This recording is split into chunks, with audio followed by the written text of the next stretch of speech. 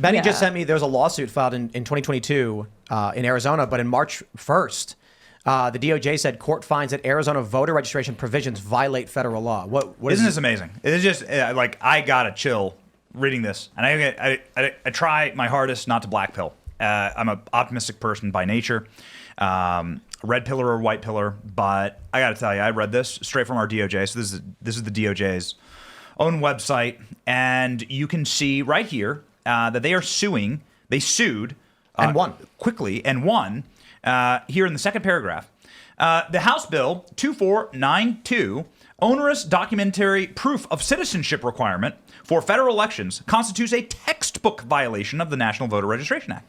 So this is a quote from our own DOJ suing Arizona, saying that providing a proof of citizenship is a violation. Wow. It's in now, hold writing. on there a minute, because March 1st, 2024, court finds that Arizona voter registration provisions violate federal law. There it is. The court previously ruled that Arizona may not require documentary proof citizenship to vote in a federal election. Violates the Civil Rights Act of 1964. Do you see that in the quote? That's ridiculous.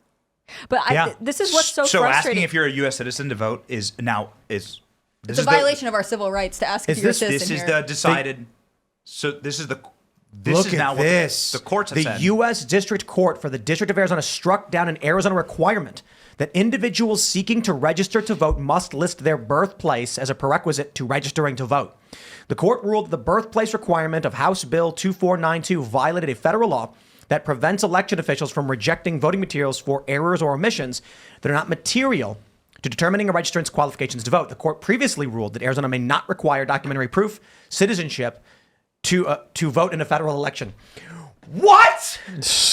I just want to put it out It's there. in writing. Insane. Other countries don't have this problem. Like in America now, the political climate has been, it's controversial to ask for ID. It's controversial to make sure someone's a citizen. Other countries don't do this. Other countries, even third world countries, you show ID, you show that you're eligible to vote. They count the votes that night, maybe the day after, and you're done, right? America is basically becoming a joke. It's crazy that we have to pretend like, oh yeah, this is normal. This is how elections always are. This is the way democracy works. Like, no, it's not. We're leading democracy around the world, but we can't tell you if this person is here as a citizen who's partaking in this election.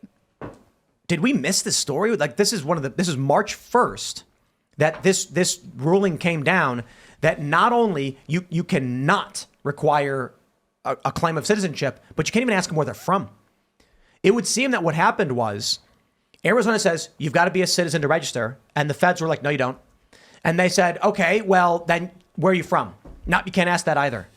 It really does seem, and Tucker Carlson pointed this out. Now we're looking at the HAVV story from these weird numbers that are popping up.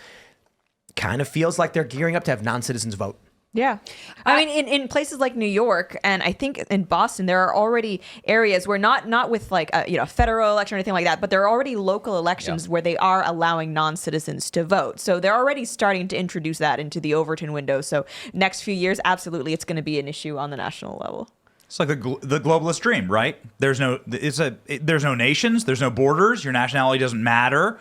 It's kind of where you live. Everyone's a global We're in control citizen. of the world, so borders are irrelevant. And Arizona's not allowed to do anything to protect its own election integrity, right? Like, that's what they're saying. You have to abide by our rules, no matter how it affects your state. The DOJ is fighting them.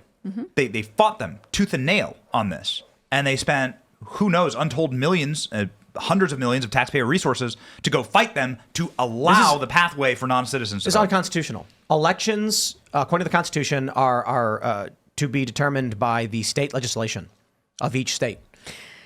Yeah. Them using the Civil Rights Act to intervene in state elections is insane. But I mean, there is a legal precedent for this to be done on the federal level. Well, I mean, what about a poll tax? States don't have, we've established, they don't have the right to have a poll tax or a literacy test. So this isn't the first time the federal government has stepped in and said, no, the, I guess, restrictions you're placing are too onerous and you're denying someone's right to vote. So there's actually pretty good precedent for the federal government to do this. So how did the poll tax work? Like, it costs money? Is that what it was? Yeah. Yeah. It costs money to vote.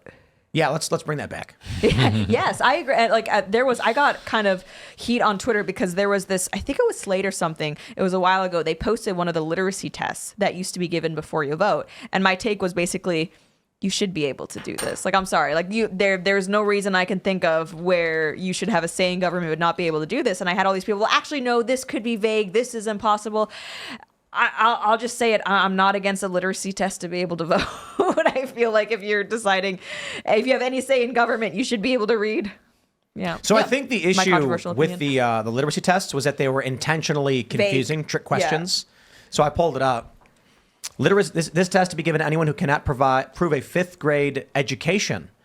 So if you can't prove a fifth grade education, that's extremely easy to do for basically everybody. Draw a line around the number or letter of this sentence. I'm assuming the one, right? Yeah. Draw a line under the last word in this line, which would be line. Cross out the longest word in this line, which would be longest. Draw a line around the shortest word in this line. I'm assuming that would be A. These seem kind of fun. It's like, yeah, I know, right? It's like, can they get you? But yeah, the issue was sometimes, at least according to what people were saying online, I don't know if this was true or not, there was no official answer key. It was based on whatever the person grading it felt like. Circle. I can already see Kamala Harris not passing. I know. Look at number 5. Circle the first letter of the alphabet in this line. So that's the A in alphabet, right? Or did I? Yeah, it's the A in alphabet. The first letter of the alphabet in this line. In the space below, draw 3 circles, one inside, engulfed by the other. Okay. Above the letter X, make a small cross. This is really funny. Draw a line through the letter below that comes earliest in the alphabet. This reminds me of like Trump taking that cognitive test. I gotta be honest, like. Draw a giraffe. I drew a giraffe. It was a beautiful giraffe. But everyone says that it's like a really, really easy, simple thing. But I will say, and I've got a good memory, they do a thing early in the test where they'll be like, giraffe, airplane, car, pencil. Repeat those after me. You do. And then 20 minutes later, they go, what were the 4 words I said at the beginning of this test? And you're like, oh, wow. Giraffe, airplane, pencil. What did I say? And you have to get 4 out of 4, or can you do, like, because I know... Well, you don't fail if you miss one, but it's like, that's actually, like, wow. If you are told, remember these words, don't forget, you will. But they don't do that.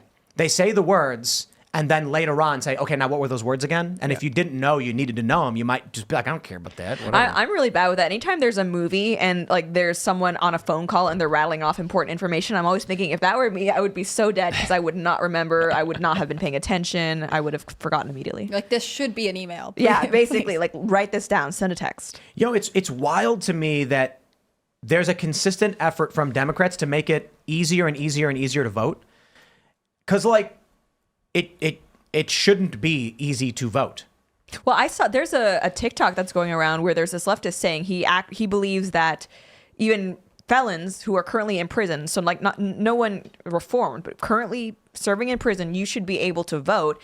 And the reason why he said that is because having it be the case where you cannot vote if you're in prison disproportionately affects people of color, and therefore that's unjust. It's racist. And it's like, but that's the mentality that they have. It's the outcome that matters, and anything that leads to an unequal outcome is not good. So they are for equality of outcomes at all costs, even if it means you have people who are currently in prison being able to decide things that might affect, like, penalties for criminals. Mm-hmm. There was a similar lawsuit in North Carolina because they were basically challenging the rules regarding felons getting their voting rights restored. You know, right. Different states have slightly different policies, but for the most part, you know, you have to be out of jail, and then for some states you have to complete your probation. Sometimes you have to like pay off the fines or whatever. And 2 of the organizations that sort of work on this with formerly incarcerated people were like, you're making us spend too much money doing this. Like, people don't get it and don't know about it, and so therefore you should just get rid of it. And I was like, I don't think that's the point here. I loved question number 20 on the literacy test. Spell backwards, forwards.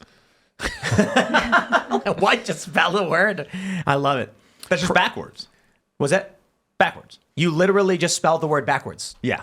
Because forwards is unnecessary in that sentence. Yeah, I definitely want to see Kamala take this. People like, were recorded. tripped up by the comma. So spell backwards, forwards. Some people are like, oh, you're actually supposed to spell forwards backwards. But if you look at where the comma placement is, that doesn't make sense, right? If you were to like switch out the words that they're asking you to spell. If it was supposed to be that you'd spell the word forwards, but in reverse, there would be no comma at all. Exactly, yeah. Yeah. But nowadays we'd probably put quotations around what you're supposed to for clarity. So I agree, it's not the clearest, but it is still Question 15, they have quotations around the word they want you to spell. In the space below, write the word noise backwards and place a dot over what would be its second letter should it have been written forward. Amazing. Look, maybe we should have more people taking these into all kinds of circumstances. Like maybe McDonald's should bring this back. Yeah. Maybe Chipotle. Maybe people should have Yes. to do stuff like that so we know that our education system is working. Because Yes. I don't really think it is. Look at 21. Print the word vote upside down, but in the correct order. That's hilarious. It's basically, I mean, I don't have a problem with tests like this. Even if we say, okay, this is too ambiguous, let's make it less ambiguous. Fine. I don't think the goal should be to trick people, but if it's to ascertain, you know, are you literate? Do you have at least a certain level of like comprehension of what's going on? I don't think that's a bad thing. Thanks for checking out this clip from Timcast IRL. Make sure to watch the show live Monday through Friday at 8 p.m. Subscribe to this channel, and we will see you all there.